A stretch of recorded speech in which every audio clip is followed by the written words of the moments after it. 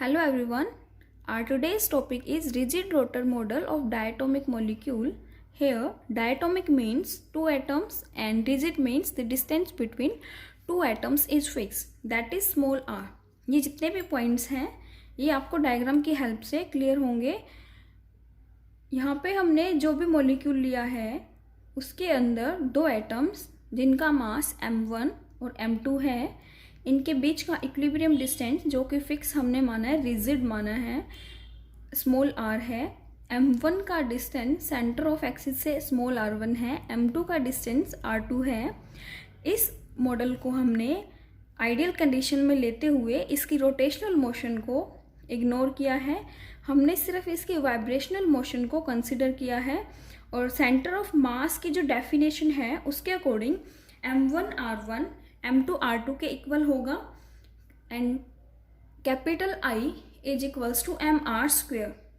Capital M is the mass of two atoms m1 plus m2 and small r is the equilibrium distance between these two atoms. Here moment of inertia I will be sum of m1 r1 square and m2 r2 square. हम r1 को r1 and r1 लिख सकते हैं, ऐसे ही r2 को हम r2 and r2 लिख सकते हैं. यहाँ से हम सेंटर ऑफ मास की कंडीशन से m1 r1 को m2 r2 सब्स्टिट्यूट करेंगे एंड m2 r2 को m1 r1 सब्स्टिट्यूट करेंगे. अब यहाँ से हमारे पास r1 r2 कॉमन आएगा और हमारे पास इक्वेशन 1 बनेगी r1 r2 m1 plus m2. अब हम equilibrium distance r is equals to r1 plus r2 को यूज़ करके r1 एंड r2 की वैल्यू फाइंड आउट करेंगे in terms of this equilibrium distance small r. Let us see. m1 r1 is equals to m2 r2 according to the condition of center of mass, and now we will substitute this r2 into this equation and will rearrange it. Now we will find r1 is equals to m2r divided by m1 plus m2. Similar way से हम r2 भी find out करेंगे. इसके लिए हम यहाँ पे देख सकते हैं substituting r1 and r2 in equation first. ये हमारे पास इक्वेशन फर्स्ट है. यहाँ से हम r1 एंड r2 की वैल्यू जो कि हमने स्मॉल r की टर्म में फाइंड आउट की है यहाँ सब्स्टिट्यूट करेंगे. जो टर्म कैंसिल होगी हमने कैंसिल की है. इसके बाद हमारा जो मोमेंट ऑफ इनर्शिया है वो हमारा m1 m2 m1 plus m2 into R square की टर्म में आएगा. यहाँ पे m1 m2 divided by m1 plus m2 reduced mass है जिसे हम म्यू से लिखते हैं. अब हम स्क्रोडिंजर इक्वेशन को सोल्व करेंगे यूजिंग दिस ऑल टर्म्स. यहाँ देखिए स्क्रोडिंजर वेव इक्वेशन हमारी होती है del square psi plus 8 pi square mu by H square E minus V psi. Del is the Laplacian operator, pi is constant, mu is reduced mass, h is Planck's constant, E is the energy and V is the potential energy of the molecule. यहाँ पर हमारी potential energy 0 है because जो दो atoms के बीच का distance है वो फिक्स्ड है. हमारा जो टॉपिक है वो रिजिड रोटर है. दैट मीन्स दोनों न्यूक्लियाइज के बीच का डिस्टेंस चेंज नहीं होगा तो पोटेंशियल एनर्जी में भी कोई चेंज नहीं होगा और यहाँ पे पोटेंशियल एनर्जी हमारी 0 आएगी. इसलिए इक्वेशन हमारी कन्वर्ट होगी del square psi plus 8 pi square mu by h square E psi is equals to 0. अब हम डेल की वैल्यू सब्स्टिट्यूट करेंगे in terms of polar coordinates. ये हमने लास्ट टॉपिक में किया था. अगर आपने एक बार नहीं किया है तो पीछे जाके देख लीजिए, उसका लिंक भी यहाँ डिस्क्रिप्शन में मैं दे दूँगी. ये इक्वेशन हमारी आई थी 1 by R square curly by curly R square curly psi by curly R plus 1 by R square sine theta. ध्यान से देखिए करली बाई करली थीटा ब्रैकेट में आएगा sine theta curly psi by curly theta plus 1 by R square sine square phi curly square psi by curly phi square. ये हमारी spherical polar coordinates में del की वैल्यू है. इसे हम सब्स्टिट्यूट करेंगे इन स्क्रोडिंजर वेव इक्वेशन जहाँ पे हमने पोटेंशियल को ज़ीरो लिया है। इसके बाद यहाँ से ये वाली जो टर्म है जो आर के विद रिस्पेक्ट टू डिफ्रेंशिएट करती है वो हम ज़ीरो लेंगे, बिकॉज आर एक डिस्टेंस है, यहाँ पर हमारा आर डिस्टेंस फिक्स्ड है in case of rigid rotor, and किसी भी कांस्टेंट के विद रिस्पेक्ट टू जब हम डिफ्रेंशिएशन करते हैं तो वो टर्म भी क्या होगी, zero. That's why this whole term will be zero and we will solve further for this remaining equation, that is in terms of theta and phi. जब हमने r को जीरो ले लिया तो हमारी इक्वेशन बनी सेकंड। इसके बाद हमने यहाँ पे moment of inertia I is equals to mu r square की हेल्प से म्यू फाइंड आउट किया। Mu is equals to I by r square, ये हमने इक्वेशन सेकंड में सब्स्टिट्यूट किया। यहाँ सब्स्टिट्यूट करने के बाद हमारी इक्वेशन ये बनी। इसके अलावा हमने इसके अंदर कोई और चेंज नहीं किया है। इसके बाद देखिए r square and r square, this is common in this equation, हम इसे बाहर निकाल लेंगे। इसके बाद कोई भी दो टर्म्स का मल्टीप्लिकेशन जब जीरो के इक्वल होता है, इसका मीनिंग है कि पक्का उनमें से कोई एक टर्म ज़ीरो है। आर डिस्टेंस है, डिस्टेंस ज़ीरो नहीं हो सकता है, इसलिए हमने रिमेनिंग इक्वेशन को ज़ीरो के इक्वल रखा। अब हम इस इक्वेशन को सोल्व करेंगे। सोल्व करने के लिए हमें थीटा एंड फाई दोनों वेरिएबल्स को सेपरेट करना होगा। सेपरेट करने के लिए हम साई फंक्शन को थीटा एंड फाई की टर्म में कंसिडर करेंगे। Theta, this is capital theta in terms of small theta, this is capital phi in terms of small phi. अब हम साई की value theta and phi substitute करेंगे in equation fourth में सब्स्टिट्यूट करने के बाद हमारे पास इक्वेशन फिफ्थ आएगी। हमें फर्दर इक्वेशन फिफ्थ को सोल्व करना है। सोल्व करने के लिए हम साइन स्क्वायर थीटा से इसे मल्टीप्लाई करेंगे एंड डिवाइड करेंगे थीटा फाई से। जब हमने इसे साइन स्क्वायर थीटा से मल्टीप्लाई किया एंड डिवाइड किया theta and phi, whole equation में जो टर्म्स कटेंगी वो कट आउट हो जाएंगी। इसके अलावा जो बचता है वो हम अलग से लिख लेंगे। Curly square phi by curly phi square divided by phi, ये एक अलग टर्म है, इसे हम इक्वल्स टू के राइट हैंड साइड लेके जाएंगे। This is phi term and now this is theta term. अब इन दोनों को हमें सोल्व करना है। फाई वाली टर्म को हम पहले सोल्व कर चुके हैं जब हमने टॉपिक किया था conversion of Schrodinger wave equation from Cartesian to spherical polar coordinates. एक बार उस वीडियो में फिर से जाके देख लेना, आपको इसका सोल्यूशन मिलेगा। अदरवाइज आप इसके सोल्यूशन को लर्न कर सकते हो। This is a second differential equation in terms of phi. इसका सोल्यूशन होगा हमारे पास एम स्क्वेयर के इक्वल, यहाँ से फाई हम इसके साइड में लेके जाएंगे। This will equation 7 and 8। अब हम सब्स्टिट्यूट करेंगे इक्वेशन 6 में।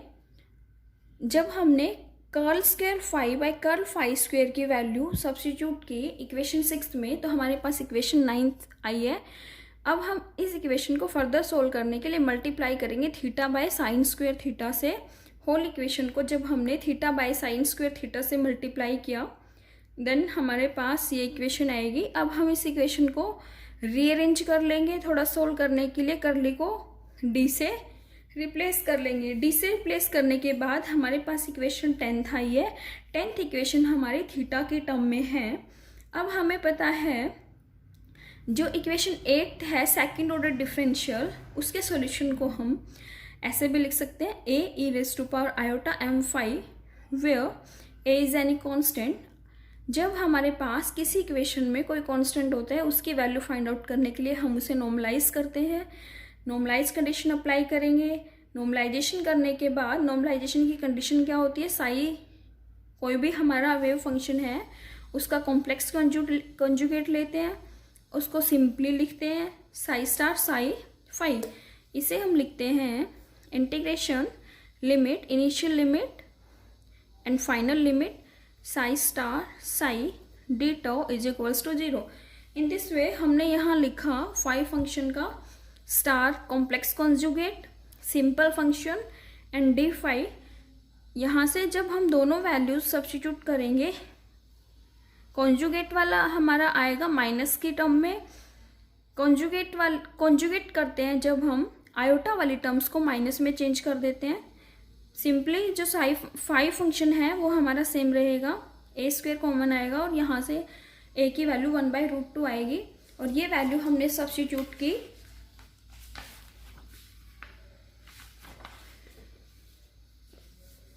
फिर से सेम 5 वाली इक्वेशन में जहाँ से हमें फंक्शन मिला 5m 5 is equals to 1/√2 e raise to power iota m5। अब हम 5 वाली इक्वेशन को सॉल्व कर चुके हैं, अब हम थीटा वाली इक्वेशन को सॉल्व करेंगे। इसे सॉल्व करने के लिए हमें कुछ कन्वीनियंट सब्स्टिट्यूशंस इसके अंदर करने होंगे। यहाँ हमने सब्स्टिट्यूट किया x is equals to cos theta. अब देखिए एक आइडेंटिटी है sine square theta plus cos square theta is equals to 1। यहाँ से हमें कोस स्क्वायर थीटा को लिखा x square, sine square theta की वैल्यू आ जाएगी 1 माइनस एक्स स्क्वायर, ये हमने लिखा है। और एक अलग से फंक्शन हमने एज्यूम किया p, ये x के टर्म में है जिसे हमने थीटा के इक्वल रखा और थीटा फंक्शन हमारा स्मॉल थीटा का फंक्शन है।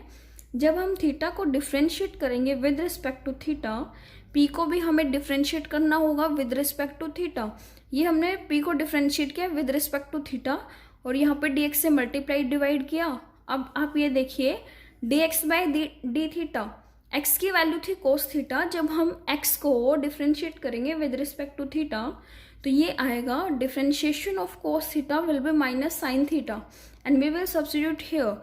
अब ये वैल्यू है D theta by D theta की, this is capital and this is small, minus D P by D X sine theta. ये वैल्यू हम सब्स्टिट्यूट करेंगे इक्वेशन 10th में। इक्वेशन 10th थी हमारी थीटा वाली इक्वेशन, एक बार फिर से देख लीजिए, ये है हमारी थीटा वाली इक्वेशन। अब हम D theta by D theta की जो वैल्यू निकाली है हम यहाँ रखेंगे। यहाँ रखने के बाद ये वैल्यू हमने रखी डी थीटा की, इसके अलावा डी बाई डी थीटा को भी हमने minus sine theta d by D x रखा। जो टर्म्स कैंसिल होगी कैंसिल कर देंगे, sine and sine will be sine square theta. इसको हम ऑलरेडी लिख चुके हैं 1 माइनस एक्स स्क्वायर, ये भी हम सब्स्टिट्यूट कर देंगे। एंड फाइनली पी एक्स एक फंक्शन है, ये थ्रू आउट कॉमन आएगा और हम इसे बाहर लिख सकते हैं। इसके बाद फाइनली हमारी इक्वेशन आ जाएगी D by D x of 1 minus x square D P x by D P and this all term. अब हम ये जो फंक्शन है इसे डिफ्रेंशिएट करना है विद रिस्पेक्ट टू एक्स। ये दो फंक्शन है, इसे हम u एंड v मान लेते हैं। Differentiation of first second as it is plus differentiation of vice versa इसका करना है। यहाँ पे हमने 1 माइनस एक्स स्क्वायर को एज इट इज रखा, डिफ्रेंशिएशन किया तो ये डबल यानी कि 2 टाइम्स इसका डिफ्रेंशिएशन हुआ तो ये स्क्वायर के टर्म में आ जाएगा। अब हम D P by D x वाली टर्म को एज इट इज रखेंगे और यहाँ से 1 माइनस एक्स स्क्वायर का डिफ्रेंशिएशन करेंगे। 1 का differentiation 0 and minus x square का बनेगा माइनस 2x, ये टर्म हमारी एज इट इज रहेगी। अब ये एक डिफरेंशियल इक्वेशन है जिसे हम लीजेंड्रेस डिफरेंशियल इक्वेशन भी बोलते हैं और इसका सोल्यूशन हमारे पास होता है 8 pi square I E by h square is equals to J plus 1, where J is the rotational quantum number and its value varies from 0, 1, 2 and so on. यहाँ से हमने ई की वैल्यू फाइंड आउट की और जो सोल्यूशन है theta वाले equation का वो हमारे पास होगा theta J M theta is equals to root 2j plus 1 by 2 j minus mod of m factorial divided by j plus mod of m factorial pj raise to the power mod of m cos theta. एक solution था हमारे पास, ये theta वाली equation का solution है, ये phi वाले equation का सॉल्यूशन है फाई m, यानी कि ये हमने फंक्शंस के टर्म में लिखा है। ये थीटा फंक्शन है, ये फाई फंक्शन है, 1/√2 pi E raise to power I M phi. हम कंप्लीट सॉल्यूशन बनाने के लिए रिजिड रोटर का इन दोनों को कंबाइन करेंगे, दोनों को मल्टीप्लाई करेंगे। मल्टीप्लाई करने के लिए देखिए ये टर्म रूट में है तो ये वाली टर्म भी रूट में है, इन दोनों को जब मल्टीप्लाई करेंगे 2 से मल्टीप्लाई होकर 4 पाई बनेगा और ई आयोटा एम फाई को हम as it is same multiply कर देंगे साइड में। फाइनली हमारे पास सोल्यूशन जो साई फंक्शन आया है वो है 2j + 1 4 pi and this term also multiplied E I M phi. This is iota, not I. Solution of Schrodinger wave equation, and energy already we have find h² by 8 pi square I j plus 1 in terms of joule. Now we will convert this energy into centimeter and for this we will divide it by hc. जब हमने इसे hc से divide किया तो हमारे पास ये जो value आई है ये सेंटीमीटर की टर्म में है और जितने भी ये आगे कॉन्स्टेंट टर्म्स हैं इन्हें हम लिख लेते हैं capital B. Capital B is the rotational constant and energy will be Bj plus 1 centimeter. Now we will substitute values of J, 0, 1, 2 and so on and find the corresponding energy like E1, E2 and E3 and we can plot a diagram for these energy levels and the gap between these will be 4B, 6B, 8B and so on. Thank you.